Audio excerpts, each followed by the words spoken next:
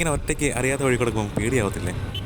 സാധാരണ കുറച്ചധികം പേര് ചോദിക്കുന്ന ചോദ്യങ്ങൾ കേട്ടോ ഞാനിങ്ങനെ ഒരു വീഡിയോ ആയിട്ട് ഉത്തരം പറയുന്നത്. പക്ഷേ ഈ ചോദ്യത്തിനോട് വളരെ കുറച്ച് ആൾക്കാർ ചോദിച്ചുള്ളൂ. പക്ഷേ എന്നിട്ട് വീഡിയോ ആയിട്ട് ചെയ്യണമെന്ന് എനിക്ക് തോന്നി. കാരണം കുറച്ച് റെലവൻ്റ് ആണ് സംഭവം. എൻ്റെ മുന്നത്തെ വീഡിയോസ് കണ്ടൊക്കെ അറിയാം, ഞാൻ വഴിയൊന്നും അറിഞ്ഞിട്ടില്ല പല സ്ഥലത്തും കയറി പോകാറ്. പലപ്പോഴും അങ്ങനെയൊക്കെ പോയിട്ട് എൻ്റെ ഡെസ്റ്റിനേഷനിലേക്ക് എത്താൻ വേണ്ടിയിട്ട് രാത്രിയൊക്കെ യാത്ര ചെയ്യേണ്ടി വരാറുണ്ട് കേട്ടോ. ഇപ്പോൾ എങ്ങനെയൊക്കെ ഏതൊക്കെ സ്ഥലത്തൂടെ ഏതൊക്കെ സമയത്ത് പോയി കഴിഞ്ഞാൽ എവിടെ പോയി പെട്ട് കഴിഞ്ഞാലും പേടിച്ചിട്ട് കാര്യമില്ല. എന്നെ സംബന്ധിച്ച് ഞാൻ എപ്പോഴും ഒരു പോസിറ്റിവിറ്റി മനസ്സിൽ കൊണ്ടുനടക്കുന്ന ആളാണ്. എങ്കിലും ഏത് സാഹചര്യത്തിൽ പോയി കഴിഞ്ഞാൽ അതിൻ്റെ ഏറ്റവും മാക്സിമം വേസ്റ്റസ്റ്റ് ആയിട്ടുള്ള സംഭവത്തെക്കുറിച്ച് ഞാൻ ചിന്തിച്ച് വെക്കാറുണ്ട്. ഒരു ഉദാഹരണം പറഞ്ഞാൽ ഇപ്പോൾ ഈ പൊയ്ക്കൊണ്ടിരിക്കുന്ന പോലത്തെ ഒരു കാട്ടുവഴി, ഇത്ര ആൾത്തിരക്കും കാര്യങ്ങളൊന്നും ഇല്ലെന്ന് വിചാരിക്കുക. പെട്ടെന്ന് എന്തൊക്കെ സംഭവിക്കാം?